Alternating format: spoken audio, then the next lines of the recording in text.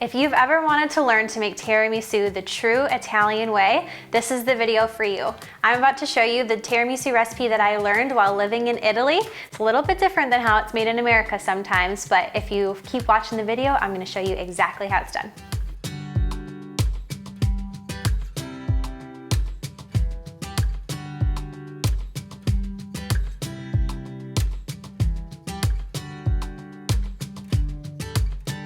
So the first step to making this tiramisu is you're gonna have to have 3 eggs that are pasteurized in the shell.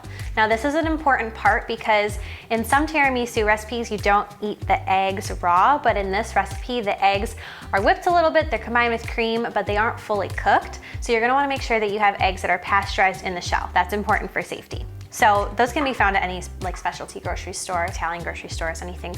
And I'm gonna separate the whites from the yolks. I'm gonna put the whites in my stand mixer.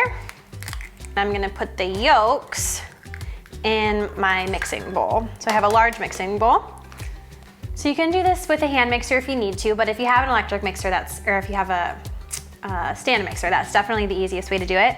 I am going to raise this up and turn it on high speed for about 5 minutes until it's really stiff peaks with the egg whites. So they're really gonna fluff up. It's gonna look like way more than 3 eggs. All right, our egg whites seem to be about done. So they should be really stiff.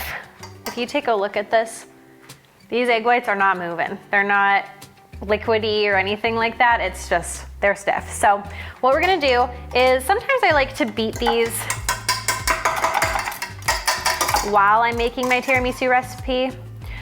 If you do that, you can just have it going while you're mixing the other part of the recipe. But if you're using like a hand mixer or something like that, you need to do one part first. Make sure that once you're done with this section of the recipe, store your egg whites in the fridge so that they don't deflate while you're mixing up the other part of the recipe. So I'm gonna do that. All right, so we beat our egg whites and now it's time to work with the egg yolks. So I have 3 egg yolks in this large bowl and I have 3 tablespoons of sugar. So first I'm gonna use my hand mixer and I'm just going to mix these together. Next I have a 1/4 cup of dry Marsala wine. Now there's Marsala wine with the cooking wines, or there's Marsala wine that you buy as actual drinking wine.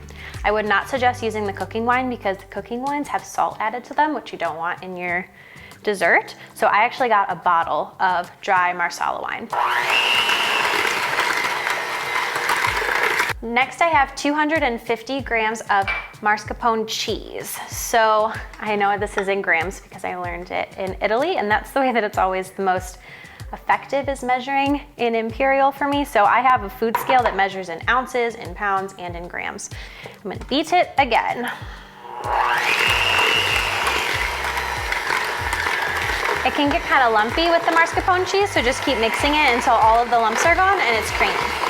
There we go. So you can see that the consistency there kind of changed. Now I left our egg whites that we beat, I put them in the fridge. I'm gonna go take them out of the fridge and then we're gonna mix them into this. So these egg whites that we just mixed, they're still really fluffy because they were hanging out in our fridge.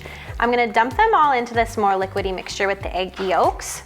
And then I'm gonna use my rubber spatula to mix them together. I need to be really careful because we spent a lot of time using our stand mixer to put a lot of air into the egg whites to make them fluffy like this. So if I mix really hard right now, it's gonna take all of the air out of the egg whites and they're not gonna be fluffy. So you need to fold them in, but you need to fold them in really, really carefully because you wanna make sure that they're gonna stay as fluffy as possible. So I'm gonna set this to the side and then we're gonna assemble the bottom layer of our tiramisu. So I have an 8x8 pan here and then I have a shallow bowl. You can use whatever you want. Sometimes I use a pie dish, sometimes I use a loaf pan, it doesn't matter. And I'm gonna pour some coffee in here. So I just literally went to my local coffee shop. I got a couple shots of espresso. I think I got 6. I filled up about maybe 1/3 of a cup with espresso and then I filled the rest of the way up with water. If you want it stronger, you could do a 1/2 cup espresso, you could do all espresso.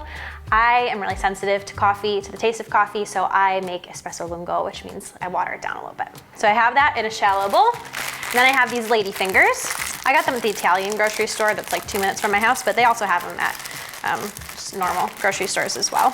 What we're gonna do here is I'm gonna take each of these lady fingers, and I'm gonna dip them in for 1 second on one side and then 1 second on the other side so that they're fully coated. But if you leave them to soak for even like 2 or 3 seconds, they're gonna get so tender that they'll crumble apart, which we don't want. So we just wanna barely one, shake it off a little bit, and then put it in the pan. Now these are gonna continue, the coffee's gonna continue to soak in, and then when we put the cream on, the cream is also going to make them softer as well. So they won't stay crunchy when they're in your tiramisu.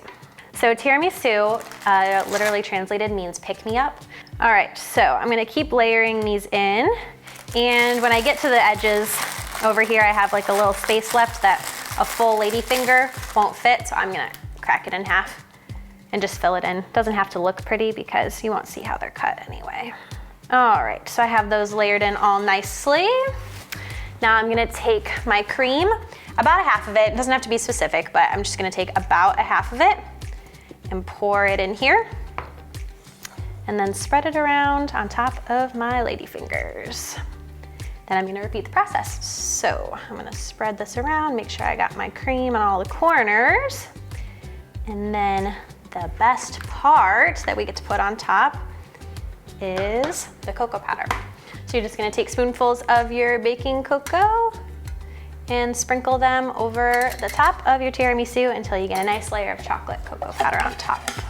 All right, that's it, you're literally done. So now you can put this in your fridge. The best is overnight. If you can leave it in your fridge overnight, that's gonna be the best, but at a minimum, maybe 2 hours. And then you should be able to eat it from there. So I'm gonna put this in my fridge and we will come back and check on it. So I let my tiramisu rest in the fridge for a couple of hours, and it is beautifully set and ready to eat, which means I get to take a taster bite now. This is one of my favorite easy, delicious dessert recipes to make, and you can make it at home really easily too, just by following along with the video. So if you want the full written recipe, you can go to www.forandfork.com/easy tiramisu recipe. Thanks for watching, and I will see you guys next week.